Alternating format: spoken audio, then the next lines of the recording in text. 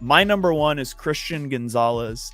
Mark has Joey Porter Jr. as number one, and Dibes has Devin Witherspoon. So I'm going to kick us off with Christian Gonzalez, and we'll circle back to everybody else. So Christian Gonzalez, cornerback out of Oregon. He was a 4-star recruit who started his career at Colorado before transferring to Oregon for 2022, and he earned first-team All-Pac-12 honors.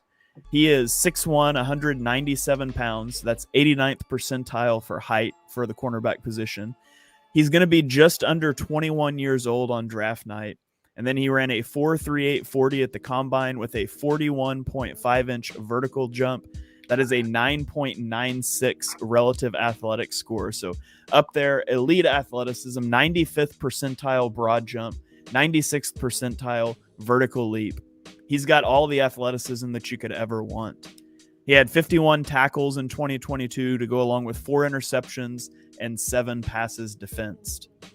What I really like about Gonzalez is he's physical at the line of scrimmage. He likes to play press man coverage and get up and get on receivers, disrupt that timing. And then I think he's really good at mirroring routes and staying on receivers' hips once he's through that initial phase of the press. But he's not just a press man guy. He plays zone well too. I think he does a really good job in zone coverage of staying keyed on the quarterback, reading his eyes while maintaining awareness of the receivers in his area. And he can click and close downhill in a flash. And so he's really got it all there. He's got top end speed. We talked about the 40 time. He was clocked at 23.3 miles per hour on the GPS in 2021. I think at the catch point, he does a really good job of raking at the arms of receivers. I would like to see him attack the ball more.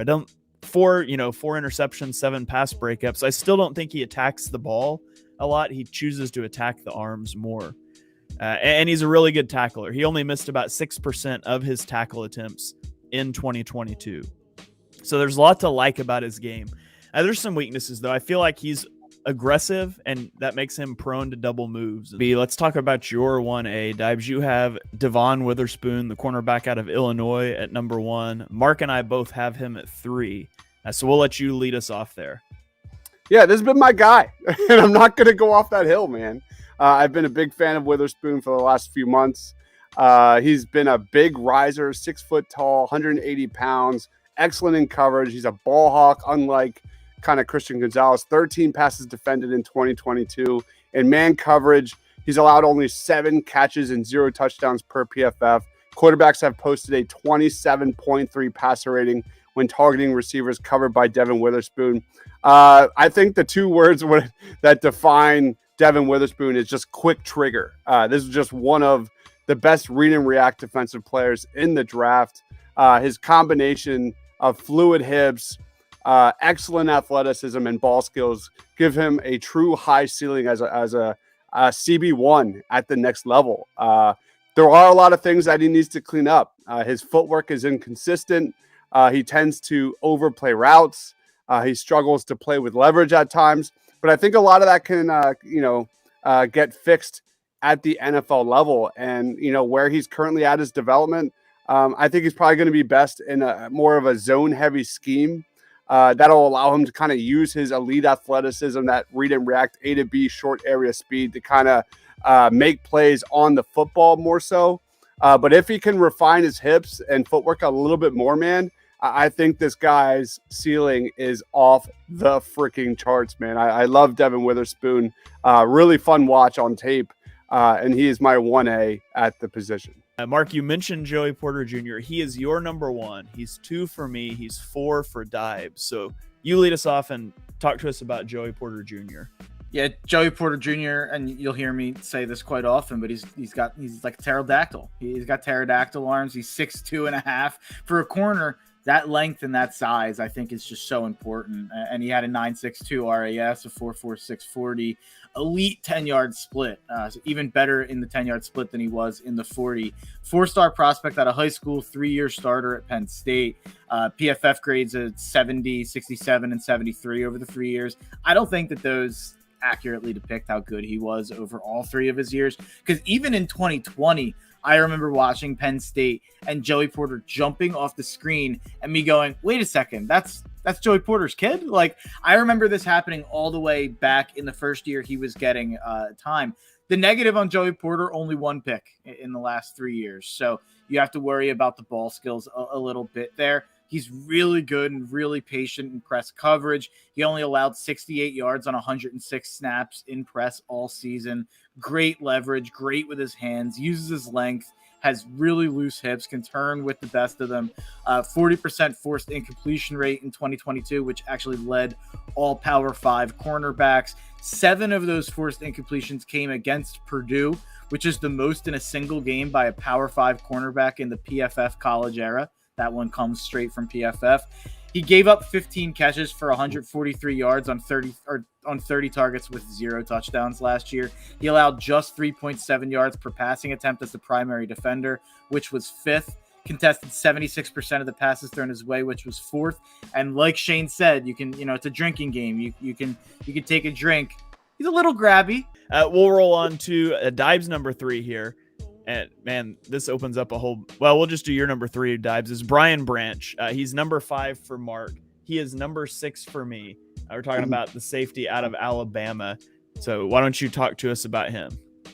You can add Brian Branch into the basket of guys that I refuse to get emotionally invested in because I know Howie Roseman will never touch him in round 1. I'm just not going there. But I love this guy. Versatility is this guy's number 1 calling card. Excellent read and reactability. He can blitz the quarterback. He can make plays on the ball. I think he's a plug-and-play starter in the NFL from day one. He can thrive at safety. He can thrive at corner if you need him. He can match up well against size. He's got really good burst and transition quickness to play sticky coverage. Just some of the best eyes, tackling ability, blitzing capability, versatility to just be a true high-end starter from day one. This guy is a sure thing that should be available for the Eagles at number 10. This is one of my favorite scenarios for the Eagles actually to kind of trade back a little bit and look at. So Brian Branch, man, he struggled a little bit against wide receivers in vertical routes, but I just think this guy could be potentially a defensive rookie of the year candidate if he's in the right system. That versatility paired with his just overall talent makes him just one of the most fun prospects in this draft. I think he can play everywhere. I think he can play all across the secondary. He could even play a little bit of linebacker if the occasion calls for it. He can play in his own scheme. He can play, just destroy those underneath routes. He can play in man coverage. And due to his elite route recognition skills. And I think he can play in the slot. I think when you look at the Eagles' needs at the safety position with possibly Chauncey Gardner-Johnson on the move, we'll see. But he just checks off so many boxes. Cam Smith, cornerback out of South Carolina. He is a 4-star prospect, a 3-year contributor for South Carolina who had 91 tackles, 3.5 tackles for loss, 6 interceptions, and 18 pass breakups across his career. He is 6'1", 180 pounds, which is 8th percentile for weight. We'll get to that.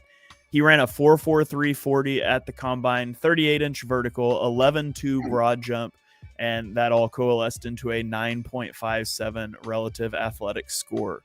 In 2022, he had 27 tackles, 1 interception, 5 pass breakups. I think Cam Smith is really physical at the line of scrimmage and press coverage, similarly to what I talked about with Joey Porter Jr., although less impactful because of the arm length and things. But he does a really good job of pressing and then transitioning into that trail technique. Unlike Joey Porter Jr., though, I think he's got really good spatial awareness and off coverage. He knows where his man and the quarterback are at all times. He does a good job driving down on passes from off coverage. In 2021, he played outside, but then he moved between outside and the slot in 2022. He took 357 snaps at the boundary, 196 in the slot. So there's some versatility there. He is a ball hawk. He was targeted 94 times in his career, and 22 of those were intercepted or broken up. And so he loves to go make a play on the ball. He's a very willing tackler. He's not afraid to stick his nose in the fan. Unfortunately, his technique's not the best. In fact, I would say it's probably flat out bad. He tries to cut the feet instead of wrapping up a lot of times. He had a 16.3% missed tackle rate. And so he's going to have to clean that up, especially if he's going to play in the slot. You've got to be a better tackler than that. I think he takes bad angles in the run game at times, and take a drink, but he's grabby downfield, especially against double moves. So he's definitely grabby. Yeah. Yeah. That leaves us with Mark's number 4. It is Emmanuel Forbes. He's the cornerback from Mississippi State. He's 5th on Dibe's board. He's 8th on mine. So Mark, take it away, Emmanuel Forbes. I think this is my number 1 riser from when the season ended to now, which is funny because he didn't have a great combine in terms of the weigh-in aspect of it, but he was great everywhere else in terms of that combine. But I've just had more of a chance to dive deep into the tape and research this guy more. And man, I think he's so good on film. Like, I think he's so talented. This is, like you said, you were standing on the table for Paulson Adebo a few years ago. I feel like he's going to be available at 30 and then again in the second round potentially. And I'm just going to be like, what are we doing? Like, this guy's going to be a stud. Even though I do understand the concerns, obviously 166 pounds, 6 foot and a half, still a 9.32 RAS.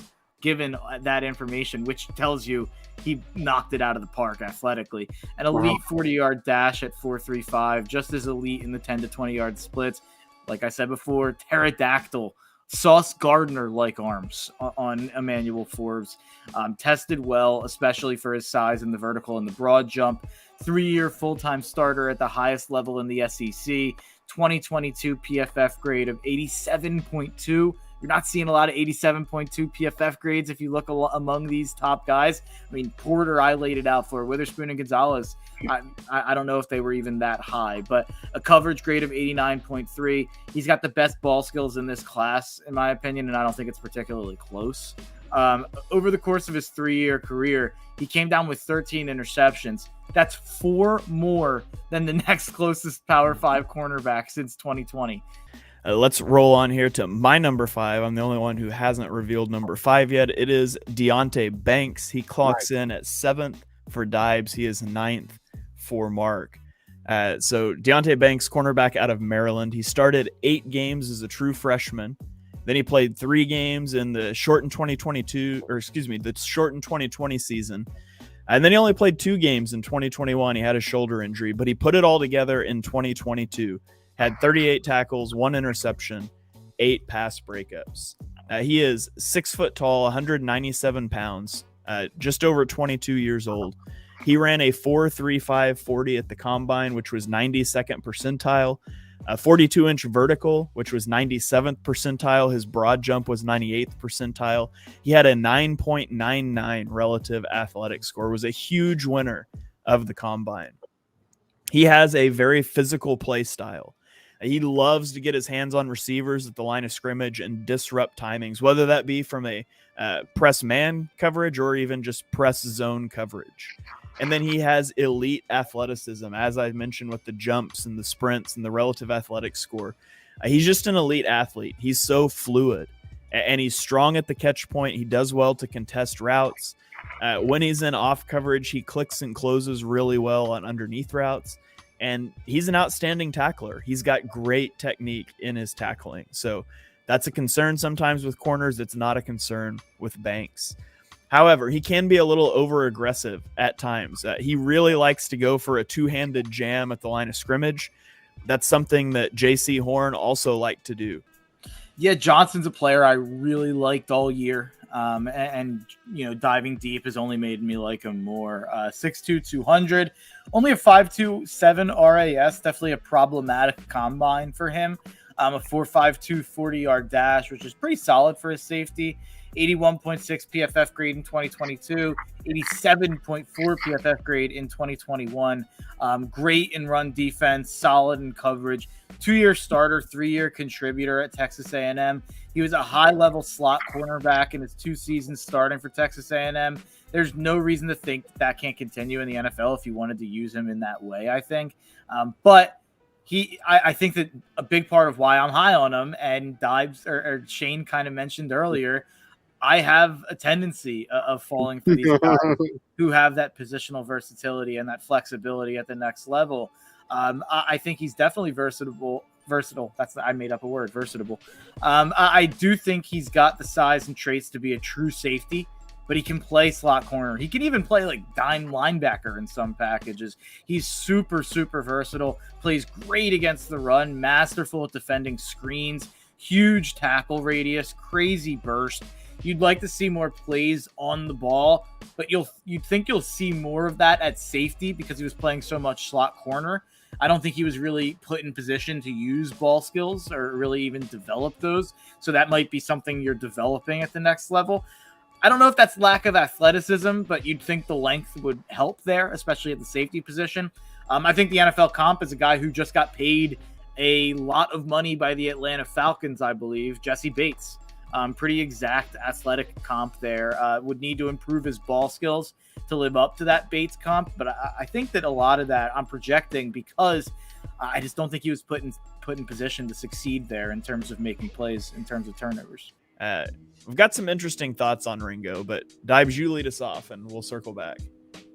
Just elite athleticism, quick trigger, strong ball skills, really good length. He can blitz. He can, set the edge. I think he has the ceiling of a 3-down starter, whether that's at cornerback or safety. I think that's a positive, but great size, 6'2", 205 pounds. He had a great 40-yard dash time at 4.36. That was 5th best among defensive backs at the combine. He's a big-time playmaker. And I think, this guy is, kind of an interesting point of discussion when it comes to his ceiling and upside because he's pretty polarizing in many respects.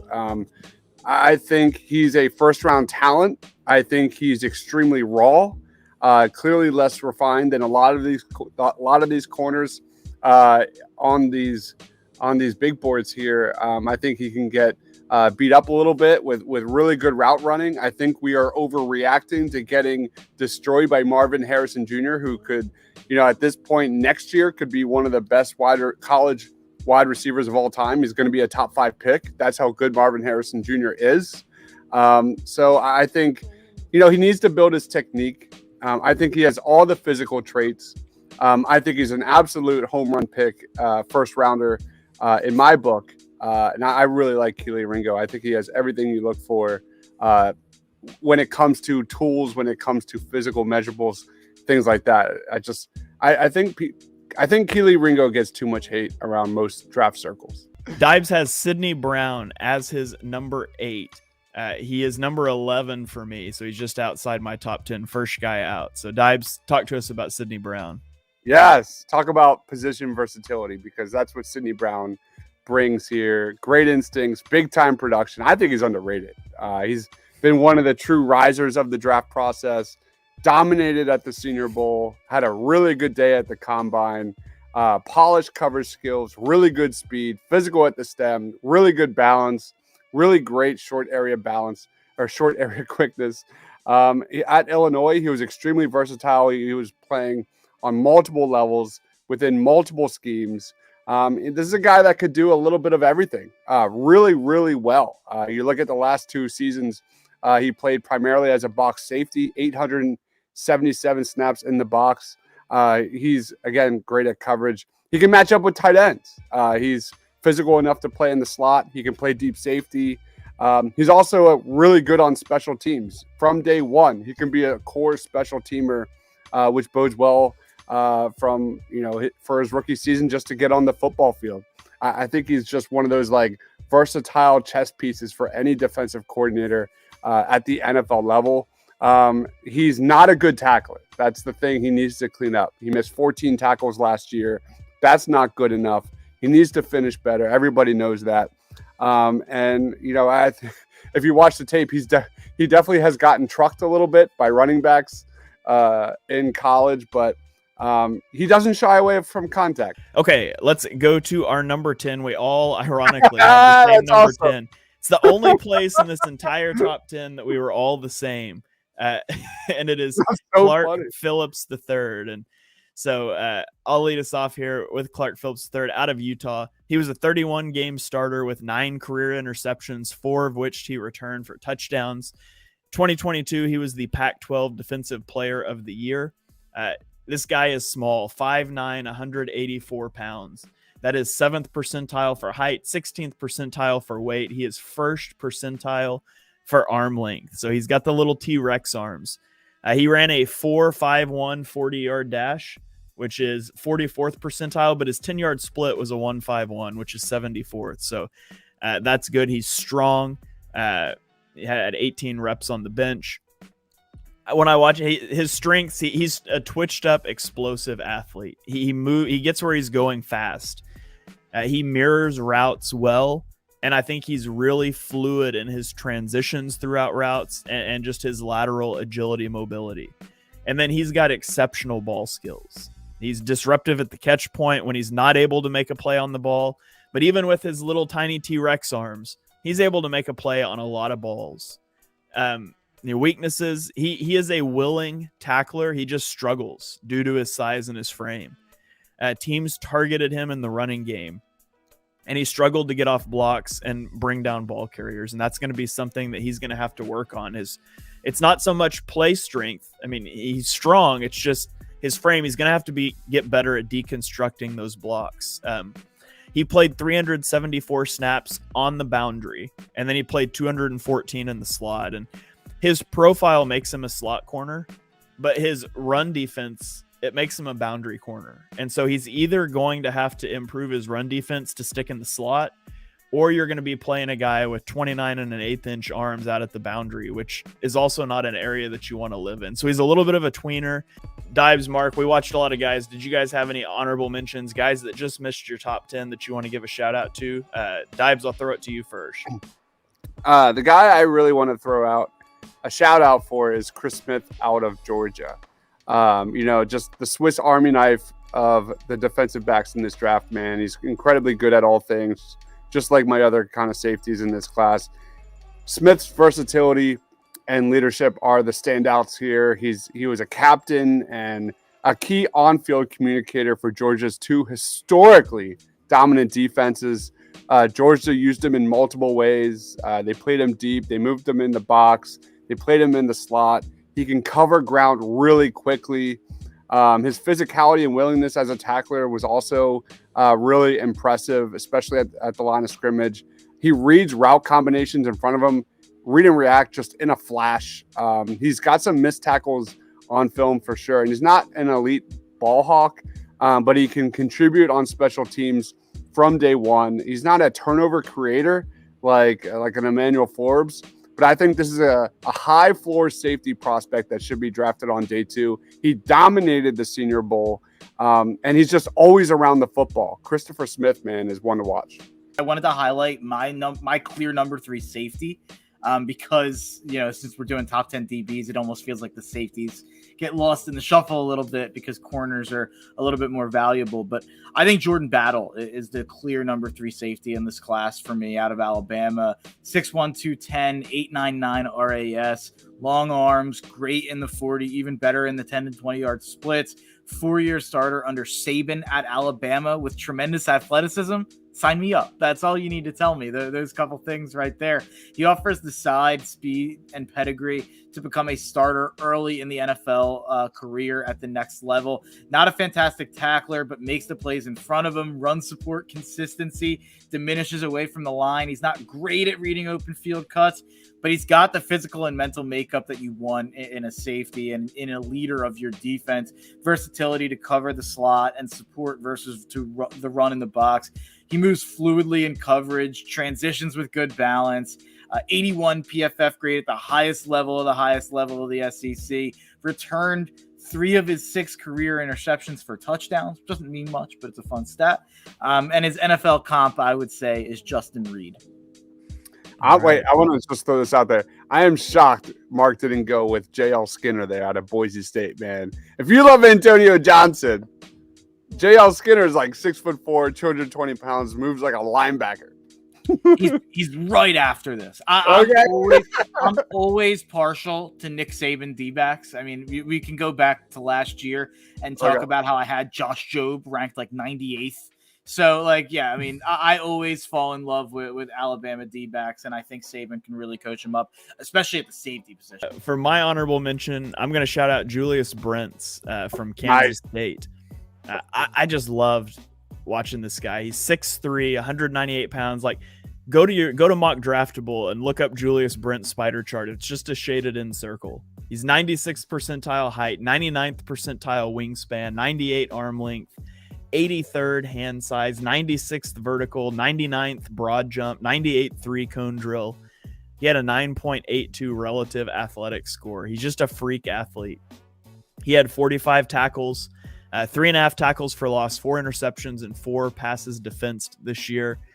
He's just a big physical corner who excels coming downhill against the run, against underneath passing concepts, and he likes to play from off alignments. That's where he's used best.